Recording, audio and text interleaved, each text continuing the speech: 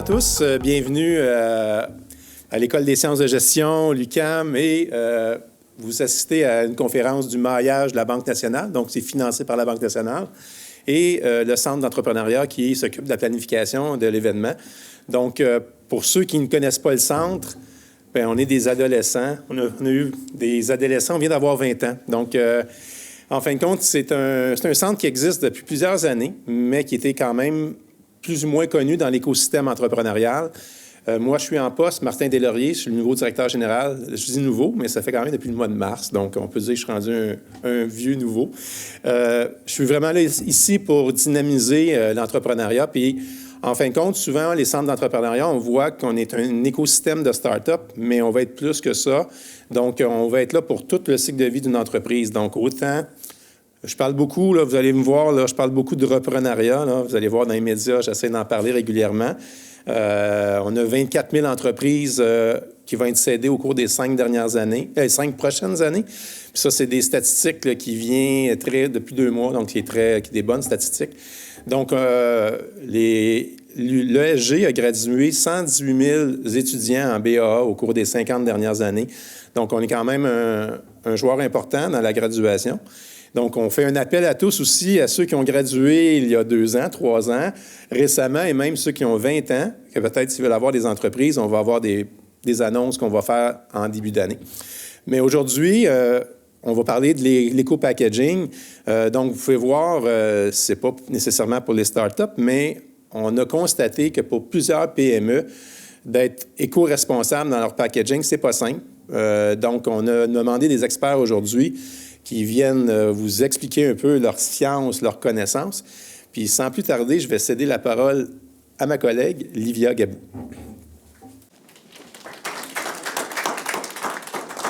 Donc, bonjour à vous, Livia. Donc, nouvelle directrice aux opérations du centre depuis quelques mois. Et donc, aujourd'hui, on va parler d'une thématique très intéressante avec nos invités. Donc, Nathalie Houd, stratège principale chez LG2 et fondatrice et présidente d'IF Créativité Collaborative. Vous avez aussi Patrick Zaccar, président-directeur général de Pepco, et Chloé Bergeron, conseillère principale chez Cohesio. Donc, d'abord, avant de commencer la conférence, quelques faits. Au Québec, 70% de tous les emballages mis sur le marché proviennent de l'industrie alimentaire. Au Canada, en général, l'emballage représente 47% des déchets de plastique. 44% des Québécois considèrent les pratiques environnementales des entreprises avant de réaliser un achat. 73,8% des Québécois ont l'impression de consommer de manière responsable. Juste l'impression. 72,2% des Québécois ressentent une dégradation de leur pouvoir d'achat, ce qui les pousse à repenser leur consommation. Donc aujourd'hui, avec nos experts, on va voir comment est-ce qu'on peut devenir encore plus éco-responsable en tant qu'entreprise. La première question de nos invités, c'est comment éviter l'éco-blanchiment. Donc Nathalie? Alors, écoutez, une des questions qu'on nous pose le plus souvent en matière d'emballage éco-responsable, mais comment je fais pour éviter cet éco-blanchiment? Il y aura 3 questions importantes à se poser. D'abord et avant tout, ça va dépendre un peu de l'industrie dans laquelle vous êtes impliqué. Alors, selon l'industrie, vous allez faire des choix pour valoriser un des éléments importants pour s'assurer qu'il répond à des normes environnementales. Le deuxième facteur d'importance, ça va être de s'assurer que l'élément qu'on aura décidé de mettre en valeur dans notre emballage, de s'assurer qu'il a un impact proportionné à l'effort de communication qu'on va faire. Hein? Si, par exemple, dans notre entreprise, on utilise très, très peu de papier, et on a décidé de choisir ce vecteur-là comme étant l'élément important de notre éco-responsabilité, il pourrait y avoir un déséquilibre entre notre réalité et ce qu'on communique. Alors ça, les clientèles vont être un peu sensibles à cet écart de réalité-là. Le troisième élément qu'il faudra tenir en compte, c'est l'ensemble de nos activités de communication. Il y a des organismes aujourd'hui, dont Masse Critique, peut-être que vous les connaissez, je pense que c'est même un collaborateur de Cohesio, qui ont développé une formule où on peut aller mesurer, quantifier avec un calculateur l'impact de toutes nos activités de communication en termes d'éco-responsabilité. Alors ça, c'est un outil qui va être super intéressant à aller explorer pour s'assurer que nos emballages et nos communications autour des emballages sont évidemment le plus éco-responsable possible. Est-ce que tu avais un exemple, par exemple, d'entreprise à nous partager? En fait, on a un superbe exemple très récent au Québec. Est-ce que certains d'entre vous connaissent Maison Riviera, qui produisent des yaourts, des yogourts? Est-ce que vous avez remarqué quelque chose de différent récemment? Le petit pot. Et le petit pot. Qu'est-ce qui est arrivé à notre petit pot? Alors, autrefois, depuis 2014, lors du lancement de cette marque-là avait décidé un peu de se différencier par l'emballage en utilisant des pots de verre. Et récemment, si vous avez remarqué comme moi, dans l'épicerie, à l'épicerie, ce pot de verre a été remplacé par un pot de plastique. Alors, l'entreprise a fait un choix qui est très courageux. Elle a décidé de changer, de transformer son image de marque en utilisant du plastique, mais il y avait une raison très, très fondamentale autour de cette décision-là. C'est que le fameux petit pot de verre qui nous arrivait de France, donc, émettait énormément de gaz à effet de serre dans le transport. Et aujourd'hui, bien, avec le petit pot de plastique qu'ils ont développé en recherche et développement, ils font une économie de poids. C'est 30 de moins de poids pour chaque pot. Et en plus, il est fabriqué au Canada. Donc, ils ont investi, ils ont supporté l'écosystème environnemental du Canada pour produire une innovation produit avec un pot qui est 100 recyclable aujourd'hui, ce qui n'était malheureusement pas le cas avec le petit pot de verre. Alors, voyez-vous comment une entreprise, justement, avait pris son élément différenciateur, a conservé la forme distinctive de l'emballage, mais en améliorant leur production, les effets les émissions de gaz à effet de serre, bien, ils s'assurent d'avoir une image éco-responsable bonifiée avec ce choix-là. Ça comporte des risques.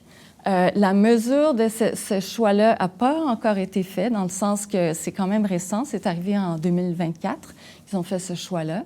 Donc, ils vont certainement évaluer l'impact sur l'image de marque et l'impact sur les ventes de cette décision-là, mais ils ont fait le pari que les consommateurs allaient les suivre dans cette décision-là, quitte peut-être à avoir un petit moment de réflexion. Le consommateur va peut-être être déstabilisé, mais pour économiser des GES, ils ont fait ce pari-là.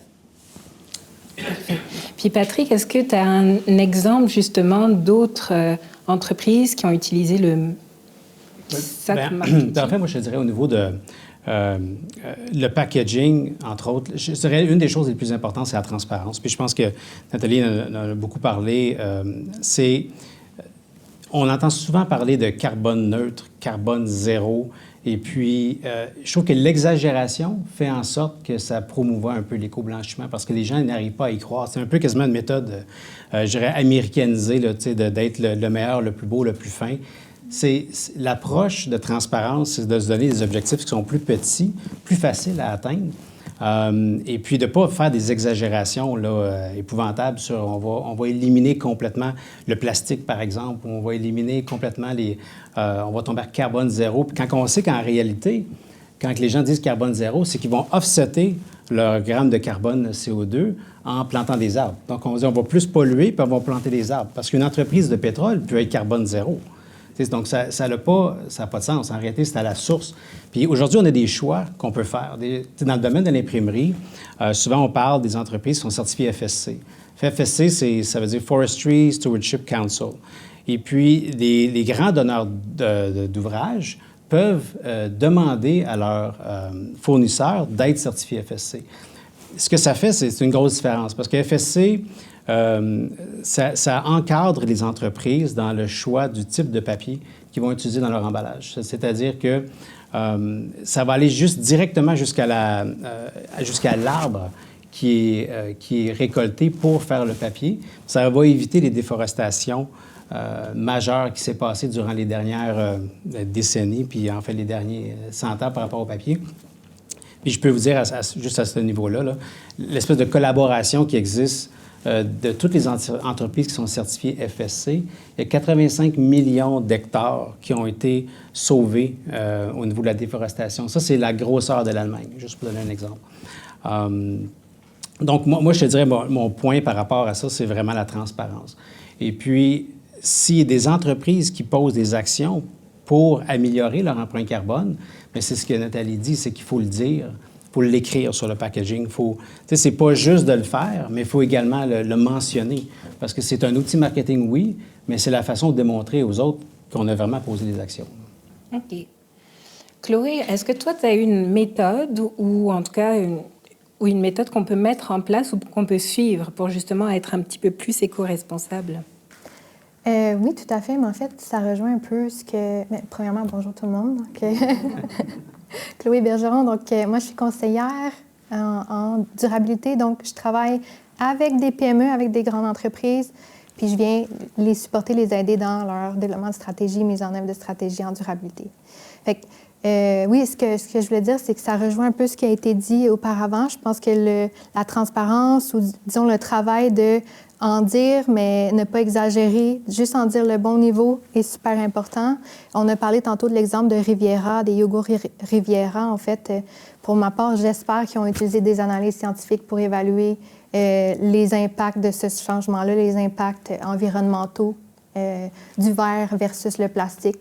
On peut penser aux gaz à effet de serre, oui, mais l'impact eau, l'impact énergie, là, peu importe là, de ce changement-là. Fait que moi, je dirais que ces méthodes d'analyse de cycle de vie sont super importantes quand on est dans l'emballage ou, disons, qu'on a une entreprise de produits.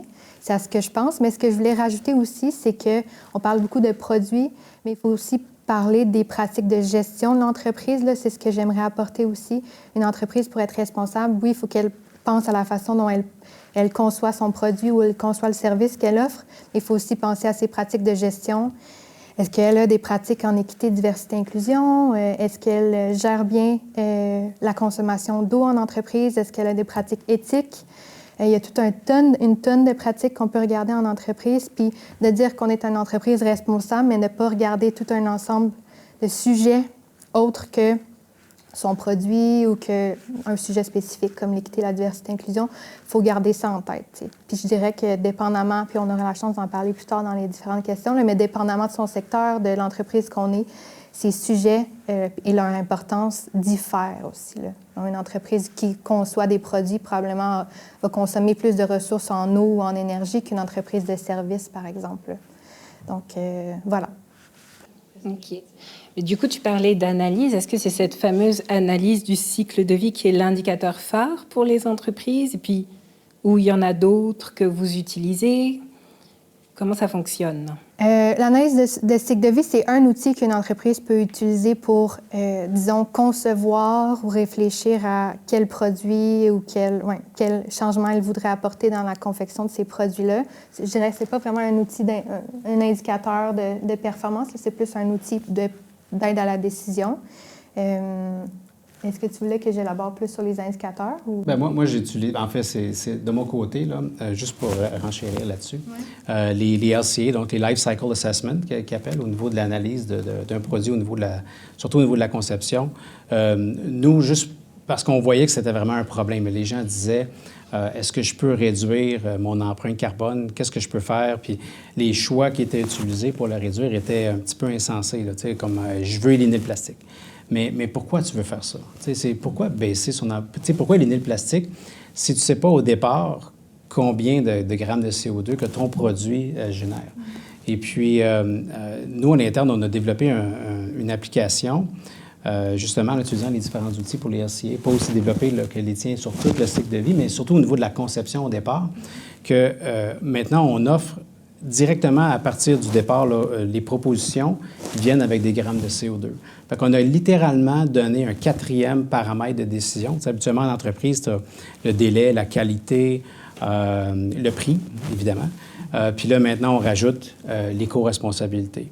Donc, ça fait vraiment un choix, quand je parlais de transparence tout à l'heure, puis d'être sensé dans son choix, c'est donner la possibilité à la clientèle de dire, bien, moi, je vais choisir celui-là. Lui, peut-être qu'il pollue plus, mais par contre, il y a d'autres attributs.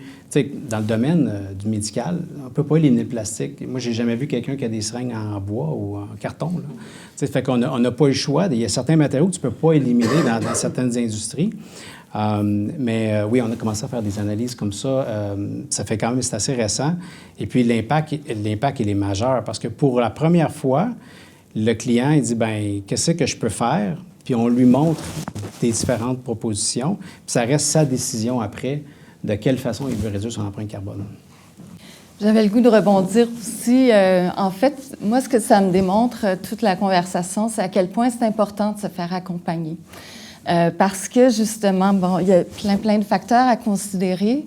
Et parfois, l'entreprise, elle est investie dans ses activités, dans ses opérations, et n'a peut-être pas ce regard avec le recul de qu'est-ce qui se passe aussi dans d'autres industries. Et puis, dans le fond, le consultant ou la personne, l'équipe externe peut amener l'entreprise à les aider à prioriser quelles sont les actions les plus pertinentes à poser. Aussi, identifier les bons indicateurs à suivre, pour ne pas développer des indicateurs qui, finalement, ne sont pas si crédibles que ça ou si importants que ça. Et dans un troisième lieu aussi, c'est vraiment de pouvoir s'inspirer des meilleures pratiques qu'ils ont, les consultants ou les accompagnateurs, comme Chloé, peuvent amener justement des meilleures pratiques qui viennent de d'autres industries, qui peuvent être applicables à la vôtre aussi, etc. Puis d'un point de vue de la marque, c'est exactement le même processus aussi. Et comme le décrit très bien Patrick, c'est d'amener la réflexion éco-responsable à l'intérieur de la stratégie de marque et non pas seulement comme une stratégie à part de la stratégie d'affaires. Alors, amener ça à toutes les dimensions de l'entreprise. Puis ça, je rebondis dessus d'ailleurs. Souvent, dans notre accompagnement, on a comme une grille là, pour accompagner un peu les entrepreneurs de A jusqu'à Z pour qu'ils créent leur entreprise. Puis, on fait encore l'erreur de mettre l'impact éco-responsable dans une autre case à part. Donc là, ce qu'on comprend, c'est qu'en fait, il faut vraiment, de A jusqu'à Z, on crée l'entreprise, on y pense à chaque levier. Il faut voir quel impact on peut avoir, éco-responsable ou social, à chacun des leviers. Chloé, toi, tu avais un processus. Quel est le processus, mettons, si on t'accompagne, ou même un processus, on est accompagné par toi, ou bien si on a envie de créer aussi éco-responsablement son entreprise, comment ça marche? Oui, c'est vrai que ça serait deux processus différents là, si on a à bâtir une entreprise de zéro ou bien si on travaille déjà en entreprise puis on veut se responsabiliser un petit peu plus. Si vous êtes un entrepreneur, aspirant entrepreneur qui souhaite créer votre entreprise, je dirais qu'un outil super simple, c'est on le voit tout le temps, le modèle d'affaires, le Canva du modèle d'affaires. Il en existe des tonnes, version responsable, qui vous aident à vous poser les bonnes questions sur vos différents petits carrés dans ce Canva-là pour inclure la responsabilité, la durabilité dans vos réflexions, dans votre entreprise là, à différents niveaux. Donc ça peut être un premier outil super simple. Je pense aussi à un outil gratuit qui existe en ligne. Vous avez probablement déjà entendu parler de la certification B Corp pour plusieurs d'entre vous. Là, c'est probablement la certification d'entreprise la plus connue qui démontre que votre organisation a, disons, ses responsabilités socialement et environnementalement. Ça, c'est un outil en ligne, là, un questionnaire en ligne que vous pouvez vous créer un compte, c'est gratuit. Puis, ça vous permet un peu de comprendre par sujet, donc employé, environnement, client, quel genre de questions est-ce qu'on peut se poser pour être une entreprise plus responsable. Donc ça peut être un autre outil à explorer aussi, là, c'est le questionnaire B Corp. Puis sinon, bien, si vous travaillez en entreprise puis vous avez envie de responsabiliser votre entreprise, bien là, c'est rare qu'une organisation a souvent la ressource dès le départ, c'est-à-dire d'avoir une personne qui a les compétences en développement durable, en durabilité, puis qui a le budget aussi à dédier à une personne qui va prendre ça en charge. Donc, souvent, ces entreprises-là qui veulent se responsabiliser font appel à des consultants externes dans une année 1 et 2, puis après ça, il y a un budget qui est débloqué pour avoir une personne à l'interne. Donc, nous, si une entreprise vient vers nous pour se responsabiliser, la première étape, ça ne vous surprendra pas, là, c'est l'étape du diagnostic, un genre de FFOM super simple, là, mais sur les différents enjeux du développement durable. Puis là, je veux juste réitérer que le développement durable, ce n'est pas seulement l'environnement, on parle de gouvernance, on parle d'économie, on parle d'enjeux sociaux aussi. Donc, le diagnostic est super simple, mais dépendamment du secteur, comme je l'ai dit, dans lequel vous êtes, les enjeux importants à votre entreprise seront différents. Il faut comprendre c'est quoi vos forces, vos faiblesses, vos opportunités d'amélioration. Puis une fois que ce diagnostic-là est posé, bien là, c'est l'heure de se faire un plan sur plusieurs années. Qu'est-ce qu'on veut accomplir? Puis prioriser ce qu'on veut accomplir en premier aussi, selon ce qui est important pour nous, nos faiblesses, ce qui est important pour le secteur. Donc, rien de surprenant, le diagnostic, planification stratégique sur plusieurs années, premier plan d'action. Puis, idéalement, tout ça est aligné à la grande stratégie d'entreprise. On ne veut pas, comme Livia le disait, que le développement durable, la durabilité, ça soit séparé du reste de l'entreprise ou de la stratégie d'entreprise. On veut que ça fasse partie intégrante de sa stratégie. Donc, voilà, des petits outils simples, puis sinon, bien, une démarche assez classique de diagnostic, plan d'action. J'ai encore envie de rebondir sur ce que Chloé dit. Il ne faut pas aussi perdre de vue que l'image de marque, elle se bâtit sur le long terme.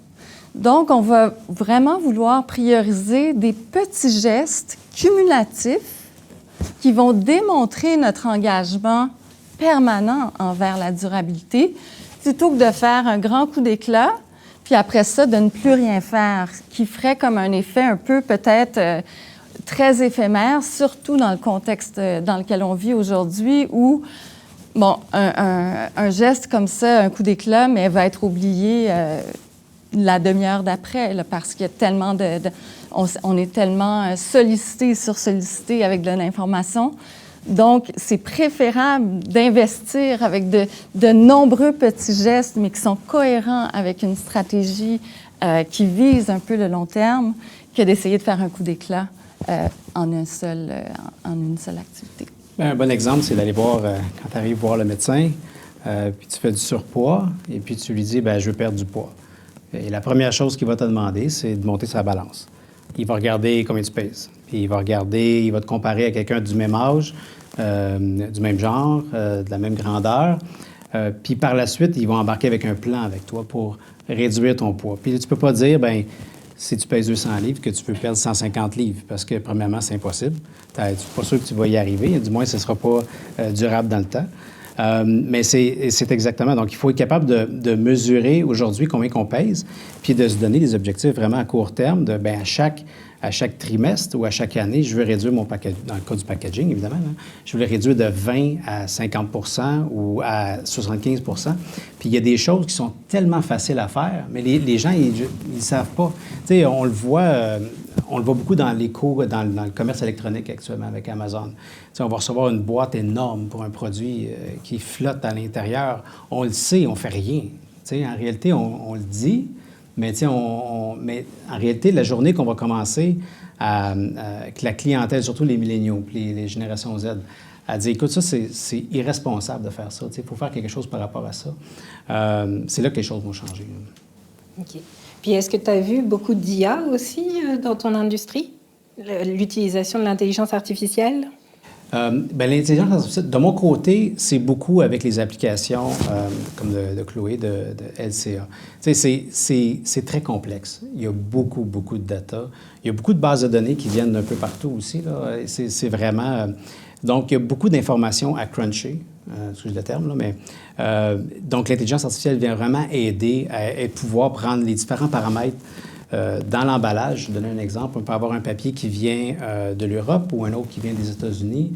Les deux ne sont pas sourcés de la même façon, ils n'ont pas la même épaisseur, ils n'ont pas le même poids, ils n'ont pas les mêmes caractéristiques, donc ils n'ont pas le même nombre de grammes de CO2. Ça, on parle juste du papier. On ne l'a pas transformé, on ne l'a pas laminé, on l'a pas... vous faites toutes sortes de processus. Donc, l'intelligence artificielle aide vraiment à faire des prises, de rassembler les données rapidement pour justement, comme je disais tout à l'heure, au niveau des propositions, d'avoir 1 gramme de CO2 par proposition. Ça serait impossible à faire sans l'intelligence artificielle parce qu'à un moment donné, il y a trop d'infos à donner trop rapidement. Et puis, je l'ai vécu, là, parce que les premiers LCA qu'on a fait de produits, ça a pris pratiquement 5 semaines. Là. C'était épouvantable, c'était du temps plein, beaucoup d'informations, puis, tu sais, beaucoup de grammes pour le transport, la production, la provenance de chacun des matériaux. Donc, c'est ça. Donc, l'intelligence artificielle aide beaucoup surtout à rendre ça plus rapide. Puis dans le futur, c'est définitivement ce qui va arriver, c'est que le processus va beaucoup s'accélérer. Tu sais, mon souhait, là, c'est, tu sais, on met des calories sur des boîtes quand on achète dans l'alimentation. Mon souhait, c'est qu'on soit capable d'avoir 1 gramme de CO2 sur la boîte. Tu sais, vraiment, que la clientèle puisse avoir un choix éclairé de dire « Ah, ce produit-là, il a coûté tant en termes de CO2 pour la planète. » Tu sais, je ne veux pas dénigrer les grandes chaînes de magasins comme ceux qui vendent beaucoup d'agrafes, là, par exemple, dans la papeterie. Là. Mais tu sais, c'est qu'eux, ils vont... puis j'étais là dernièrement, des cue cards de carton, tu sais, et puis enveloppés dans un shrink wrap. Puis tu le tournes de bord, puis c'est marqué « Made in India ». Puis tu te dis, mais voyons donc. Tu sais, on a des cascades, on a des Kruger, on a des Westrock ici en Amérique du Nord. Qu'est-ce qu'on fait? Mais on ne donne pas, c'est pas transparent. C'est là, ça t'a sauvé 10 sous, puis il n'y a personne qui dit rien. Puis après, on chiale qu'on n'est pas éco-responsable. Merci. Mais ça rejoint un peu l'autre point, c'est que l'éco-responsabilité, ça semble coûter un certain montant. Mais pour des entreprises plus jeunes ou même des entreprises existantes, on est quand même beaucoup en train de regarder les coûts quand on se développe. Est-ce que ça vaut la peine? Est-ce que c'est un bon investissement? Puis comment le répartir, cet investissement, dans le temps? Ça, c'est les questions que j'aime parce que moi, c'est tout le temps le packaging, ça coûte plus cher. Mais tu sais, la vraie question, c'est combien ça coûte à rien faire? Puis l'inaction, dans ce cas-ci, coûte beaucoup plus cher. Et puis que ce soit au niveau marketing, au niveau essayer de gérer des relations publiques à long terme. Parce que, comme je dis, les nouvelles générations, c'est ce qu'ils recherchent, là. Les statistiques, il y a des statistiques qui diffèrent en Europe qu'en Amérique du Nord, mais il y a des endroits que c'est presque 85 des milléniaux qui sont éco-sensitive, si tu veux, qui vont regarder puis qui vont prendre des choix basés sur l'éco-responsabilité. On le voit dans l'alimentation. Donc, dans les entreprises, juste dans les aliments bio. Tu sais, il y a 20 ans, il n'y avait pas les taux ou les avrils ou les aliments bio sont de plus en plus en vigueur parce que les gens le demandent. Mais dans le domaine de l'imprimerie, de l'emballage, ça va venir à ça. C'est ça, peut-être. Bien, c'est qu'au niveau, au niveau du prix, il y a le prix où est-ce que tu vas devoir gérer justement des relations publiques des gens qui sont défavorables. Là. Mais pour ce qui est des entreprises qui investissent dans l'éco-responsabilité, il y a tellement de ressources sur le marché au niveau des prêts, des subventions. Puis moi, j'étais très étonné parce que je viens de le vivre dernièrement. L'année passée, on a agrandi la bâtisse, puis on a fait beaucoup d'achats d'équipements. La seconde que j'ai parlé, que l'équipement que je voulais acheter, c'était des équipements non seulement éco-responsables, mais qui étaient pour baisser mon empreinte carbone, donc au niveau de l'imprimerie, tout de suite, ils ont retourné l'appel. Puis là, je parle de Développement économique Canada. Ça, c'est un exemple. Développement économique Canada, il n'y avait pas de budget jusqu'à ce que je dise que c'était éco-responsable. Ah, bien là, on a un budget pour celui-là. Puis, tu sais, c'était quand même un prêt de 50 sans intérêt. Tu sais, c'est quand même majeur quand on voit le taux d'intérêt aujourd'hui qui augmente de plus en plus. Et l'autre, c'est la Banque de développement Canada, la BDC. Tu sais, ils donnent des crédits d'intérêt de 1 si tu poses une action concrète en éco-responsabilité pour l'entreprise. Fait que, tu sais, c'est parmi d'autres. Puis sans parler aussi d'Hydro-Québec, il y en a qui savent aussi qu'Hydro-Québec, si tu changes les équipements pour avoir des thermopompes moins énergivores ou même des compresseurs moins énergivores, il y a des appuis. Fait il y a un coût, mais en réalité, à long terme, il y a un payback aussi. Là. Puis à mon sens, c'est de regarder l'ensemble de la chaîne de valeur aussi. Ça se peut que le coût unitaire de notre produit augmente parce qu'on fait un geste éco-responsable, mais que dans le reste du cycle de vie, dans le transport, par exemple, bien, on va économiser en coût de transport, ce qui fait que ça va rentabiliser un peu l'investissement de départ qui, effectivement, peut-être va faire augmenter le coût unitaire. Donc, de ne pas regarder seulement l'impact sur le coût de revient, mais sur l'ensemble de la chaîne de production et de fabrication. J'ajoutais un exemple là-dessus. Là. J'ai une entreprise, IWC, c'est une entreprise qui fabrique des montres en Suisse. Eux, ils ont pris vraiment un virage vert. Ils sont partis, il y avait vraiment un concept d'emballage poupée russe. Là. Tu sais, la montre qui est emballée dans du plastique est dans une petite boîte, la petite boîte dans une plus grosse boîte de présentation, une sleeve par-dessus la boîte de présentation, dans une boîte de corrugé avec du papier bulle. Tu sais. On avait la montre qui était grosse comme ça, puis il y avait la boîte qui était comme super surdimensionnée. Eux ont pris un virage plus éco-responsable, puis ont décidé de tout éliminer ça, et puis d'aller avec juste une pochette de transport pour ta montre. Puis là, c'est des montres de 10 000 $ et plus. Là. Donc, tu sais, puis la première inquiétude, c'est qu'est-ce que la clientèle va penser en faisant ça? Mais tu sais, ils ont communiqué la raison pourquoi ils ont fait ça. Et puis, la beauté de la chose, c'est que les boîtes sont toujours disponibles sur le marché. Fait qu'ils ont utilisé le moyen de fabriquer des boîtes, soit en bois, soit en carton, que les gens peuvent acheter par la suite. Fait que, tu sais, il n'y a pas juste... puis en sachant que, ça, c'est comme toute chose, là, quand tu as payé pour, tu ne vas pas le jeter dans les poubelles. Fait que, ils savent que d'emblée, si tu achetais une montre puis qu'elle venait dans une boîte, il y a peut-être la moitié, si ce n'est pas le 3/4 des gens qui jetaient la boîte puis ils gardaient la montre. Mais là, de cette fois-ci, bien là, il y avait peut-être juste 25 % des gens qui achetaient les boîtes, mais ils les gardaient tous. Donc, tu en fabriquais moins, c'est plus rentable, mais surtout au niveau des livraisons. C'était beaucoup moins dispendieux au niveau des livraisons de poser ce geste-là.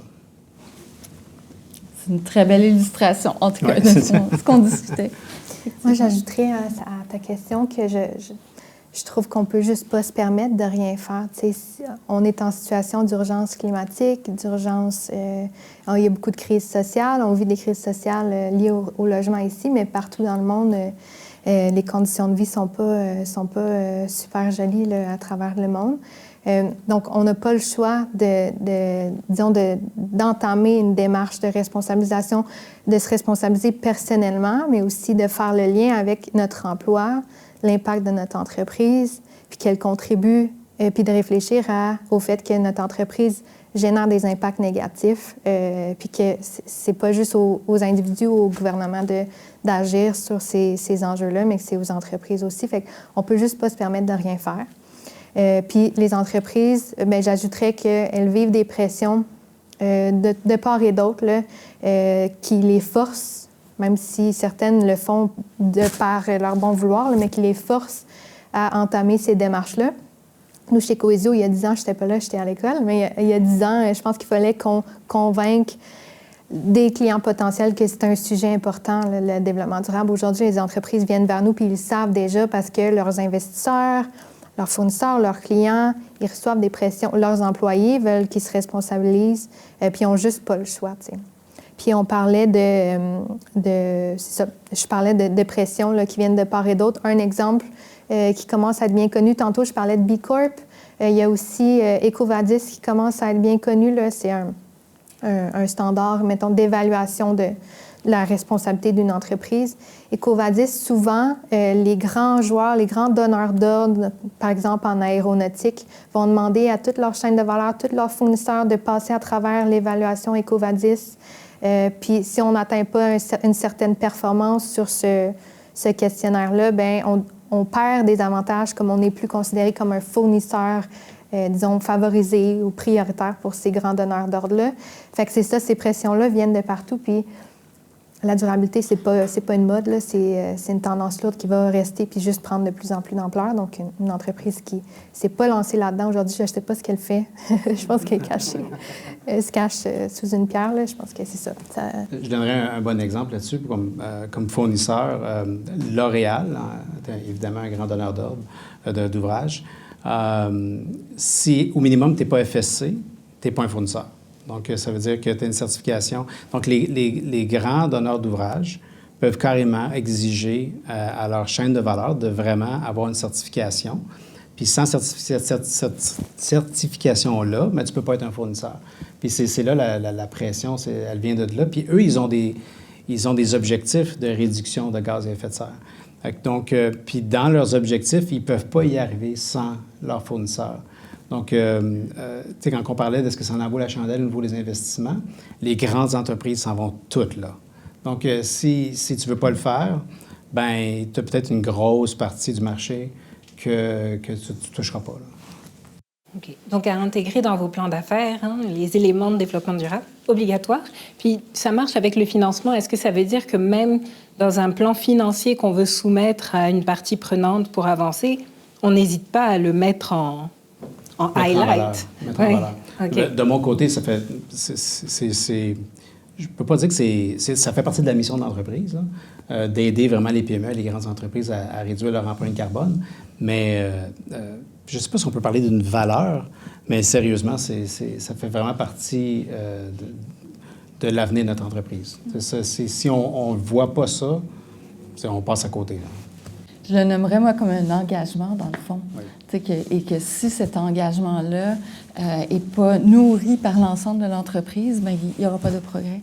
Puis je pense que c'est un des points qu'on voulait aussi vous partager, c'est de dire que bien, cet exercice-là, il faut le voir, comme un parcours un peu à long terme, puis il faut le voir aussi comme un exercice où on doit impliquer l'ensemble de nos parties prenantes, que ce soit nos fournisseurs, nos employés, tout ça, et que justement, c'est pas un exercice marketing, c'est un exercice qui va toucher l'ensemble de l'organisation dans sa stratégie.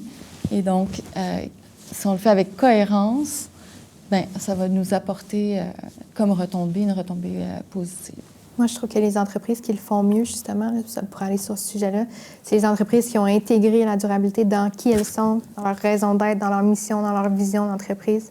C'est vraiment là où je trouve qu'on voit le plus grand changement ou le plus bel impact là, chez mes clients. Bien, c'est vrai parce que en termes pour les engagements, justement, des employés, là, il y a tellement de choses. Quand tu crées un comité, justement, que la haute direction vraiment est impliquée à l'intérieur de ce comité-là, c'est fou les idées qui peuvent être générées par les employés. Puis tu vois à quel point que ça les touche également. Puis toutes les mesures que tu peux mettre en place pour améliorer ton empreinte carbone, définitivement, tu ne peux pas le faire sans tes employés. Ça, c'est sûr. Et ça devient une occasion aussi de célébrer des progrès qu'on aura faits au fil du temps, qu'on aura atteint certains jalons, certains objectifs qu'on s'est donnés. Mais ça va être aussi une source de fierté à l'interne pour l'organisation, quelque chose sur lequel on va pouvoir faire une reddition de compte aussi et partager ses succès. Comme de gamifier un peu, de gamify le processus. Donc, si vous aviez comme une petite synthèse à faire par rapport à ce thème de notre conférence d'aujourd'hui, ce serait laquelle? Grosse question. Moi, le premier point qui me vient, c'est de voir cela comme un processus à long terme, de ne pas penser qu'on va faire un coup d'éclat qui va régler tout, que la solution parfaite, elle n'existe pas. Par contre, il y a des occasions de créer une vraie différenciation pour l'image de marque à travers ce processus-là. Ça serait une première synthèse que je pourrais proposer.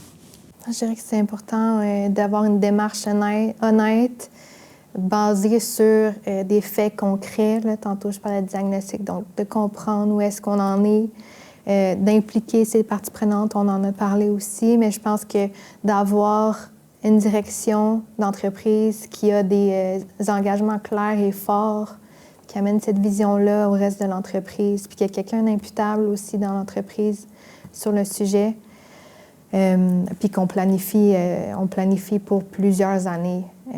Je pense que c'est comme ça que je le résumerais. Moi, je dirais, votez avec votre portefeuille, en réalité, parce que, cherchez les entreprises qui s'efforcent à améliorer l'empreinte carbone, cherchez les entreprises qui sont certifiées, que ce soit FSC ou d'autres, c'est là que ça va faire la différence. C'est la journée qu'on va commencer à voter avec notre portefeuille, c'est là que les choses vont changer. C'est un joli mot pour la fin. Aujourd'hui, donc là maintenant, on va commencer les périodes de questions. J'avais une demoiselle, oui. Il y a le micro qui est juste... Oui, donc en fait, le point finalement a été abordé à partir du moment où j'ai fait signe que j'avais quelque chose à apporter, mais tout de même, ça rejoint quand on disait le choix de faire affaire avec des compagnies qui développent des méthodes déjà, on ne dira pas carbone neutre, là, mais qui font certains efforts, comme L'Oréal a été nommé. Moi, j'ai travaillé dans le transport et les appels d'offres, que ce soit du gouvernement ou même des grandes compagnies, systématiquement ou presque, mais c'était la majorité, justement, il fallait répondre de notre responsabilité carbone neutre et même mettre des chiffres à l'appui. Donc, au-delà de est-ce que ça vaut la peine de s'investir là-dedans, même si ça coûte plus que... Bon, je pense que ça va devenir carrément une obligation, une norme, parce que c'est ça, question, oui, marketing, d'image, mais ça va carrément devenir un mode de fonctionnement de compagnie pour la plupart des cas, parce que sinon, on perd les contrats. Au-delà de ça, il y a carrément ce côté-là aussi qui rentre en ligne de compte, je dirais. Mais j'avoue que le système doit simplifier, parce que là, aujourd'hui, il faut baisser l'empreinte carbone. Les gens ne savent pas vers où se retourner. Trouver dans son entreprise, mais il offre justement ces services-là. C'est pas évident. Dans les compagnies de transport, là, j'avoue que c'est pas une approche facile. Tu veux pas, tu brûles du gaz. C'est pas évident, mais je pense que même là, éventuellement, il faut y avoir quelque chose à faire parce que... Puis le transport ne peut pas arrêter. C'est du jour au lendemain. Il faut qu'un produit aille du point A au point B. Je suis d'accord. Ça me fait penser à... Tantôt, quand on parlait d'accompagnement, il y a aussi des entreprises comme Éco-entreprise Québec qui vont aider les entreprises à concevoir leurs emballages de manière durable. Alors ça, c'est une ressource à laquelle vous pouvez vous adresser justement pour concevoir dès le début d'un nouveau produit que vous voudriez mettre en marché.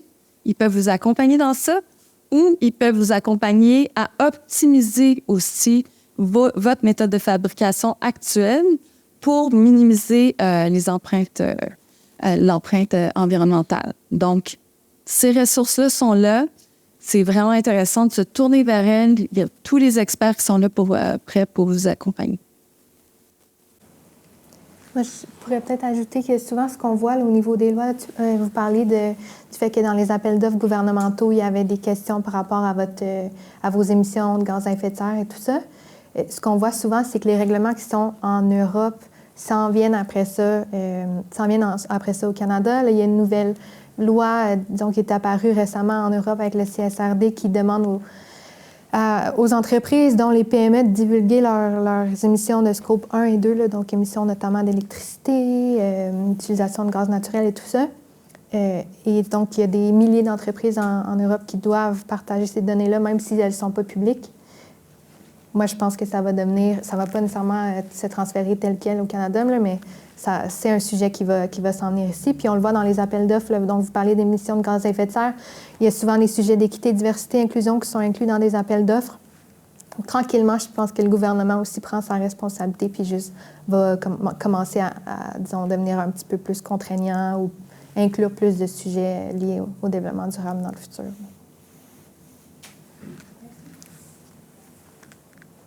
Vous avez d'autres questions? Moi, j'en ai une.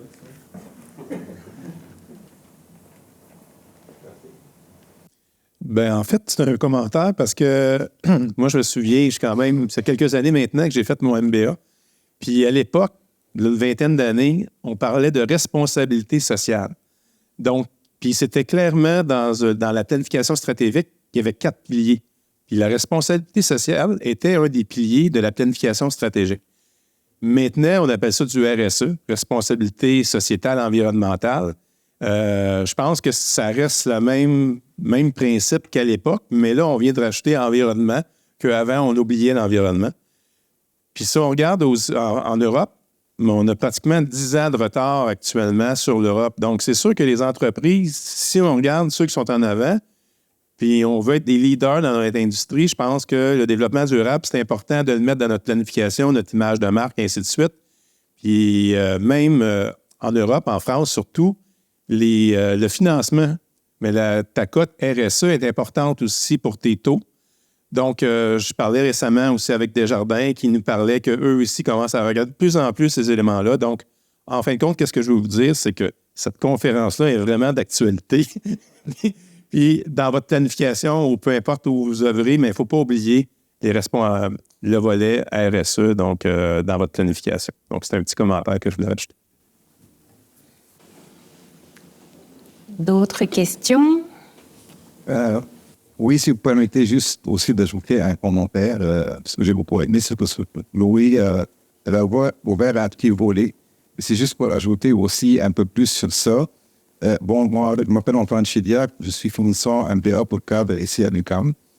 Et puis, j'étais durant 14 ans contrôleur corporatif dans des compagnies qui font des emballages, que ce soit pour produits alimentaires, jusqu'aux des sacs de vidange ou d'autres choses, des converting, donc des films en plastique pour imprimer.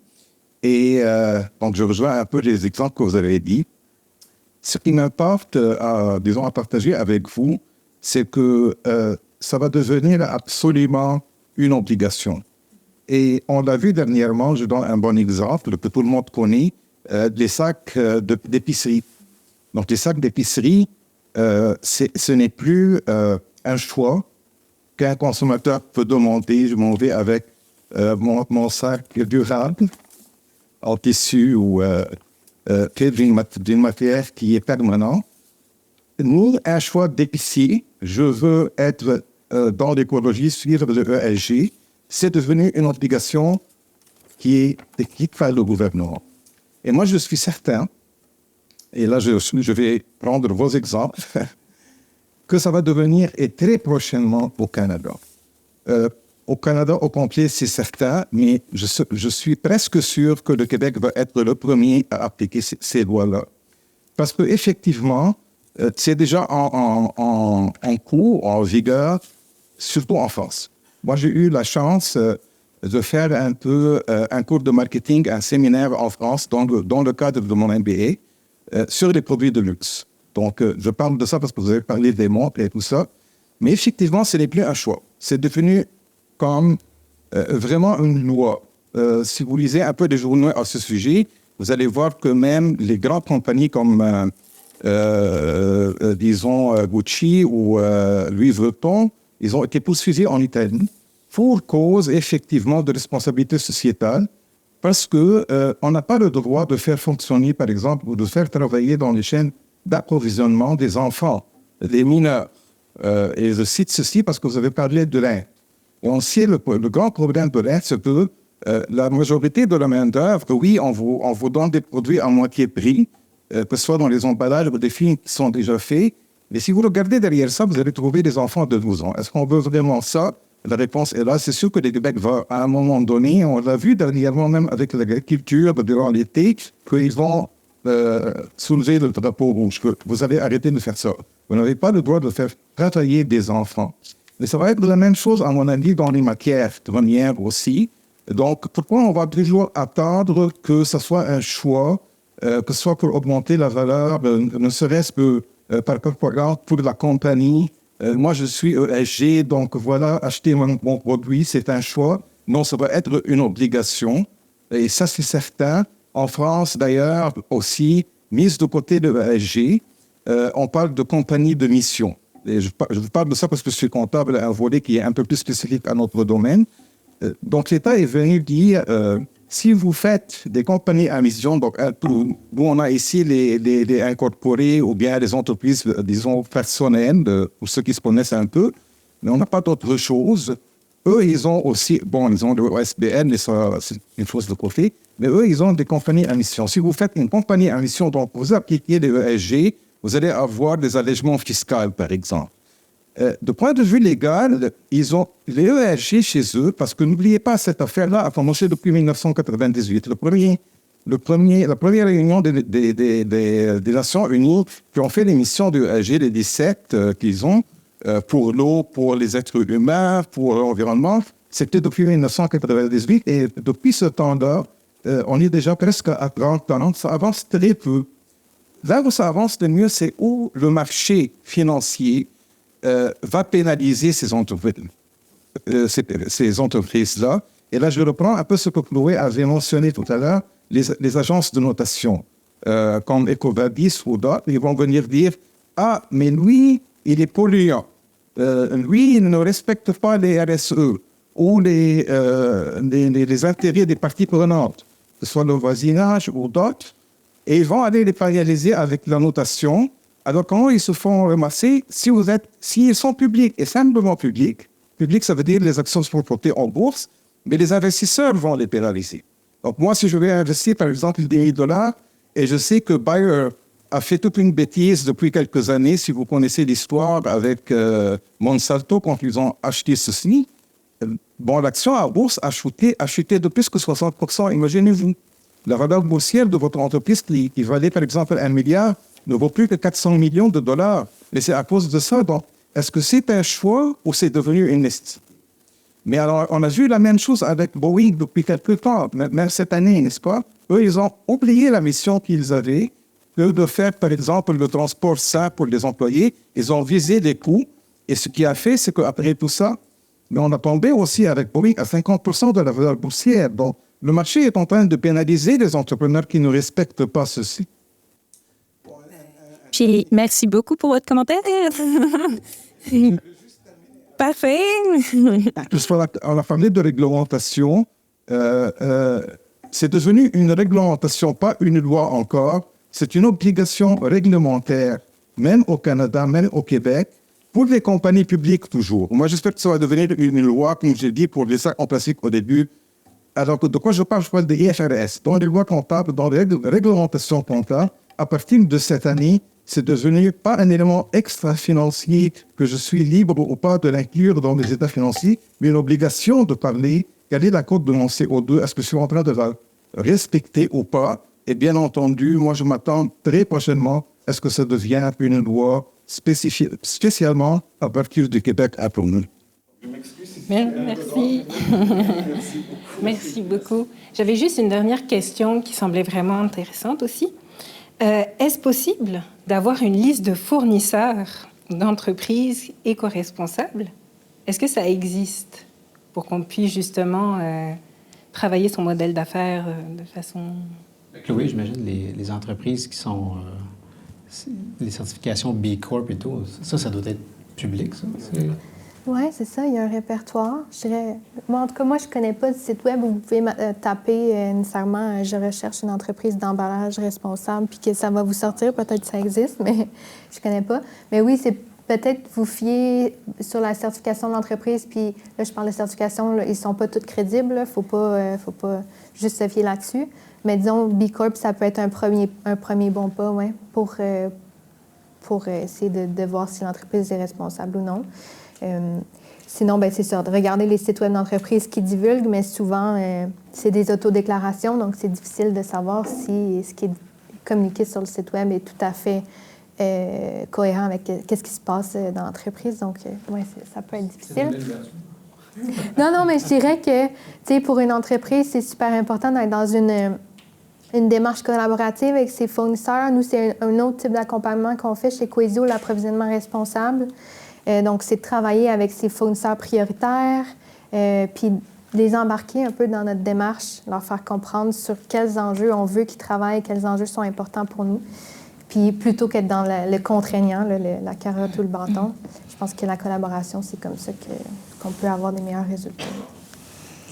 Je pense qu'il y a aussi quelque chose qui est en train, au niveau légal, qui est en train de se travailler. Il y a un projet de loi au niveau canadien, la loi C-59, qui va aussi obliger les entreprises à démontrer de façon vérifiée toutes les allégations qu'ils vont mettre de l'avant et tout ça. Donc, encore une fois, de s'adresser à des organismes qui peuvent nous aider à quantifier de façon démontrée et vérifiée, des tierces parties qui vont venir nous accompagner pour être capable de finalement répondre à ces nouvelles réglementations et lois qui vont être en vigueur probablement 2025, etc.